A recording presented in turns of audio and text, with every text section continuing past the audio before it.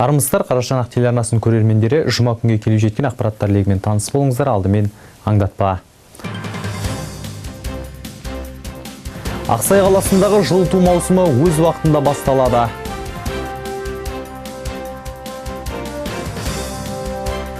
Ұстаздық еттен жалықпас, үйретуден балаға.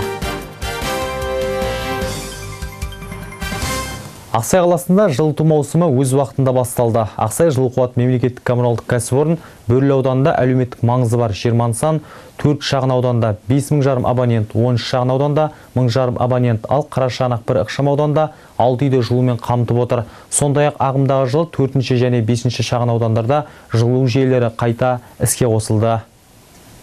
Наурыз айында 4 және 5 ықшам аудандарда жылу жүйесін қалпына келтіру мақсатында мердігер мекемелер арасында байқау жарияланған болатын. Жылу жүйесін жөндеуді міндетіне алған лидер жауапкершілігі шектеулі серіктестігі жұмыстарды ойдағыдай аяқтады. Жылу алдымен бюджеттік мекемелерге беріліп, кейін көпқабатты үйлер толығымен қосылды. Ақсай жылу қуат мемлекеттік коммуналдық кәсіпорын басшылығы бүгінде қала жылумен толықтай қамтылып отырғанын айтады. Совместно мы полностью с каждой КСК проработали. Мы делаем лес, а дальше согласно кондоминиуму обслуживают КСК. Бүгінгі таңда қалада 8 және ауылдық округтерде 15 қазандық бар, барлығы өз уақытында іске қосылған. Бүгінде көпқабатты үйлерде жылу реттейтін құрылғылар қондырыла бастады. Құралды жылыту орталығы орнатады. Бұл жұмыстарды пәтер иесі кооперативі ұйымдастыруы тиіс. Көбінесе тұрғындар өздері орнатады екен. Просьба к всем жильцам обратить внимание и установить свои краники на батарейках. У многих стоят, но у многих таких нету частично. Ақсай жылу қуат мемлекеттік коммуналдық кәсіпорын Бөрлі аудандағы әлеуметтік маңызы бар 20 нысан, 4 шағын ауданда 5.500 абонент, 10 шағын ауданда 1.500 абонент, ал Қарашығанақ бір ықшам аудандағы 6 үйді жылумен қамтып отыр. Биылғы жазда 32 шақырымнан астам жылу жүйелері қайта жасалды. Себебі қаладағы жылу жүйелерінің тозығы жеткен. Жоба бойынша орталық жылу станциялары жөнделді. Бірінші орталық жылыту пункті 4 шағын ауданда орналасқан. Жылу станциясындағы құбырлардан бөлек жылуды реттейтін басқару құрылғыларынан бастап өзге жабдықтардың барлығы дерлік ауыстырылды. Жылу беретін ғимараттардың өзі күрделі жөндеуден өтпекші. Қаладағы әрбір шағын ауданда жылу қазандығында су резервуарлары бар. Бұған дейін осы резервуарлар сол аумақты ыстық сумен қамтып келген болатын. Бұл ескі су резервуарлары 1986-1987 жылдар аралығында 4 және 5 ықшам аудандар салынған кезде орнатылған еді. Содан бері жөндеу көрмепті. Басшының айтуынша бүгінде тозығы жеткен құрылғылар ауыстырылды. Жайнагүл Жеңісқызы, Азамат Бабағожиев, Қарашығанақ арнасы. Ұстаз болу үлкен жүректі, үлкен талапты қажет етеді. Өйткені мектептің әр баласы ұстазына қарап өсіп, оның берген біліммен сусындап болашаққа деген баспалдағын қалыптастырады. Жарсуат мектебінде ұзақ жылдар еңбек етіп, бүгінде зейнеткерлік демалысқа шыққан ардагер ұстаздармен кездесу кеші өтті. Маған жақсы мұғалім бәрінен де қымбат. Өйткені мұғалім мектептің жүрегі деп, Абырай Алтынсарин ұстазға деген бағасын о баста беріп қойды. Расымен де ұстаз мектептің жүрегі, оқушылардың тірегі, өз біліммен де, мейіріммен де әр баланың жүрегіне жол табады. Әр баланың қандай көңіл-күймен сабақта отырғанын, әр бала қай бағытқа икемдеген жақсы біледі. Я ұстаз ұлы есім, осы ұлы есімді арқалап жүрген, еңбегі еленбей жатырған білікті де алғыр ұстаздар қаншама. Жарсуат мектебінде ұстаздарға құрмет көрсету, әсіресе ардагер педагогтармен жас буынды жүздестіру, олардың өмірлік тәжірибесімен бөлісу мақсатында кездесу кеші өткізілді. Кездесуге осы мектепте ұзақ жылдар табанды қызмет еткен ұстаздар, басшылық қызметте болған педагогтар шақыртылды. Бүгін жалпы білім беретін Жарсуат орта мектебінде ұлы той. Бүгін біз дейтін ардагер ұстаздарымыз, апайларымыз, құрметті әріптестеріміздің дейтін туған күніне орай шығармашылық кеш өткізбекпіз.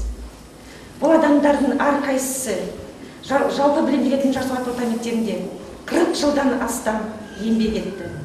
Жарсуат ауылының талай балдарын тәрбиелеп, үлкен өмірге жолдама берді.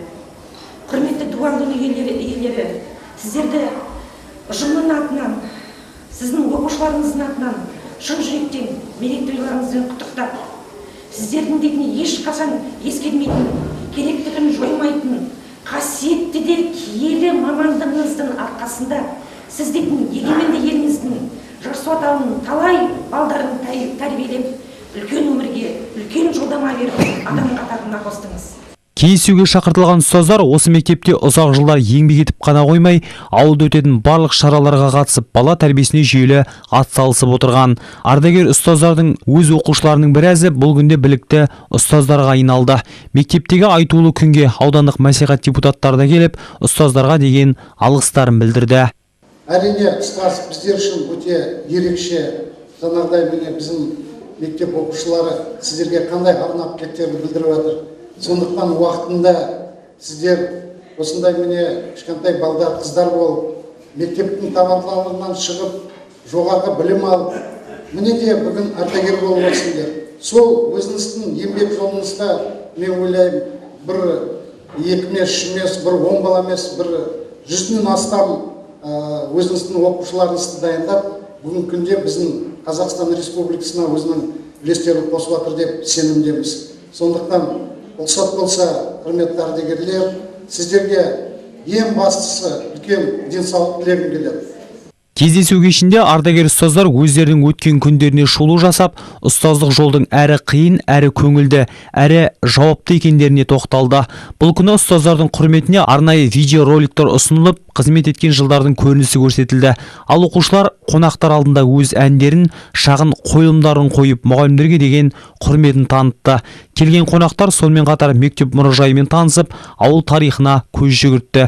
Кеш соңы ұстаздардың әсем әндерімен қорытындыланды.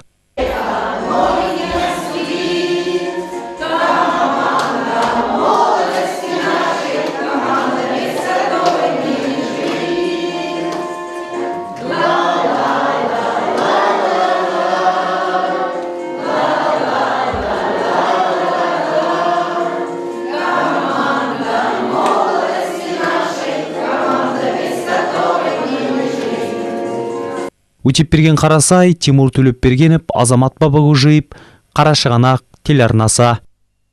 Бүгінгі күнге келіп жеткен ақпараттар осындай болды. Жағымды жаңалықтарымыз көп болсын, аман, сау болыңыздар.